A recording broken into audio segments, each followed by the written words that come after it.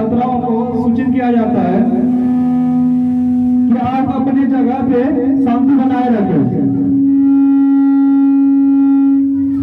क्योंकि आप लोग अगर शांति बनाए रखेंगे तो कार्यक्रम को करने में हमें सहूलियत होगी। और कार्यक्रम करने से पहले हम उद्घाटन करेंगे, यानी रिबन काट के उद्घाटन करेंगे। तो इसके लिए क्लास 10 और 12 जितने भी छात्र छात्रा हैं कृपया स्टेज पे आए और हमें उद्घाटन करने में मदद करें।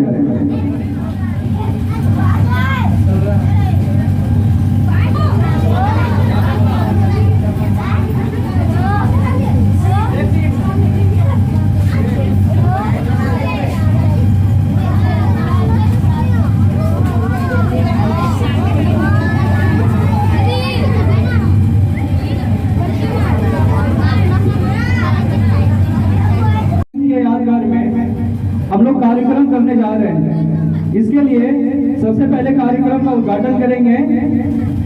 इसके लिए डॉक्टर सर्वपल्ली राधाकृष्ण के लिए एक बार जयकारा जरूर लगाएं। डॉक्टर सर्वपल्ली राधाकृष्ण की, डॉक्टर सर्वपल्ली राधाकृष्ण की, डॉक्टर सर्वपल्ली अमर रहे, डॉक्टर सर्वपल्ली राधाकृष्ण अमर रहे।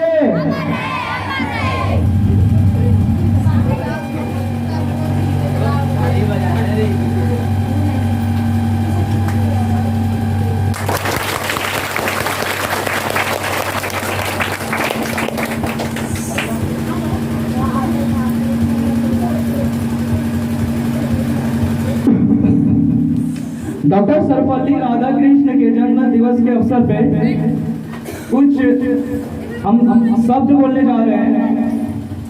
तो आदरणीय मुख्य अतिथि, माननीय शिक्षकगण, छात्र छात्राओं और मेरे प्यारे साथियों, आप सभी को शिक्षक दिवस की हार्दिक शुभकामनाएं।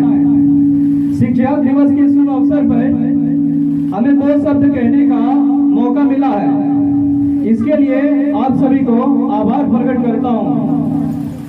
डॉक्टर सर्वपल्ली राधाकृष्ण का जन्मदिन 5 सितंबर 1888 ईस्वी के तिरुतनी नामक गांव में हुआ था। इनके माता का नाम सीतम्मा और पिता का नाम वीरास्वामी था। डॉक्टर सर्वपल्ली राधाकृष्ण, उनकी आर्थिक स्थिति इतनी भी अच्छी नहीं थी कि पढ़ाई कर सके, फिर भी उन्होंने हिम्मत नहीं हारी और अपनी पढ़ाई को लगातार प्रयास करते करते उन्होंने प्रथम उपराष्ट्रपति और द्वितीय राष्ट्रपति का पद धारण किया। और द्वितीय राष्ट्रपति होने के साथ साथ, प्रथम उपराष्ट्रपति होने के साथ साथ एक महान शिक्षक का भी कार्य किया। ना जाने उन्होंने अपने समय में कितने ऐसे छात्र छात्राओं का जीवन संवारा होगा।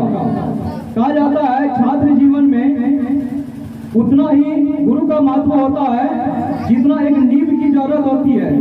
कहा जाता है एक मकान बनाने में एक नींव की जरूरत होती है। अगर नींव सही ढंग से नहीं हो पाया तो वह मकान अधूरा हो जाता है। उसी प्रकार छात्र जीवन में अगर गुरु नहीं होती है, सच्चे मार्गदर्शन कराने वाले नहीं होते हैं, तो विद्यार्थी सफल नहीं हो सकते हैं। इसलिए ऐसे शिक्षकों को चरण में वंदन। कहा जाता है गुरु गोविंद दो खड़े काके लागे पाँव, बलिहारी गुरु आपने गोविंद दियो बताए। अगर कबीरदास जी का कहना है कि गुरु और गोविंद दो एक जगह पे खड़े हो तो सबसे पहले किसका वंदन करना चाहिए? तो सबसे पहले हमें गुरु का वंदन करना चाहिए, क्योंकि हमें भगवान तक मार्ग प्रशस्त करने में सहायक होते हैं। इसलिए हमें उन गुरुओं का सत्कार करना चाहिए जिन्होंने अच्छे मार्ग पे चलना सिखाया। कहा जाता है फिर एक दुआ और है कि गुरु कुमार कुंभ शिक्षा, काले काले गाड़े गाड़े कोट, अंदर हाथ सवार ले बाहर बाहे चोट। यानी कहने का मतलब है जिस प्रकार एक कुमार जो होता है मिट्टी का मतलब मिट्टी का मूलवान बनाने के लिए वह एक एक मिट्टी से कंकड़ को इकट्ठा करते हैं और कंकड़ को इकट्ठा चुन चुन के उसमें से सिर्फ मिट्टी ही बचा रहता है, क्योंकि उस मिट्टी को मूल्यवान बनाना है। उसके बाद क्या मिट्टी को उस तरह एक एक करके फिर जो होता है उसमें अंदर हाथ रख के सहार के बाहर से फिर उसके बाद वो घड़ा का रूप होता है।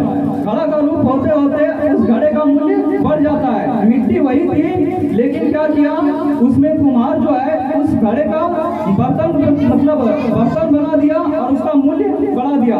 ठीक उसी प्रकार शिक्षक जो होती है वो विद्यार्थी का जीवन को संवारता है। उसी प्रकार ना जाने विद्यार्थी का किस किस मार्ग से चलना सिखाता हो। तो कवि हरिवंश राय बच्चन जी का कुछ पंक्ति कहना चाहूंगा कि लहरों से डरकर नौका पार नहीं होती, कोशिश करने वालों की हार नहीं होती है।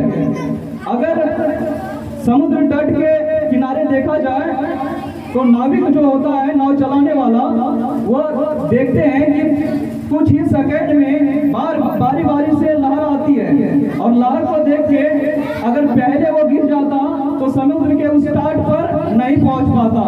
वह क्या करता है, हिम्मत नहीं हारता है उस लहर को खदेड़ते हुए, और उसके बाद क्या होता है, पार हो जाता है। इसलिए हमें विद्यार्थी जीवन में कभी भी हिम्मत नहीं हारना चाहिए।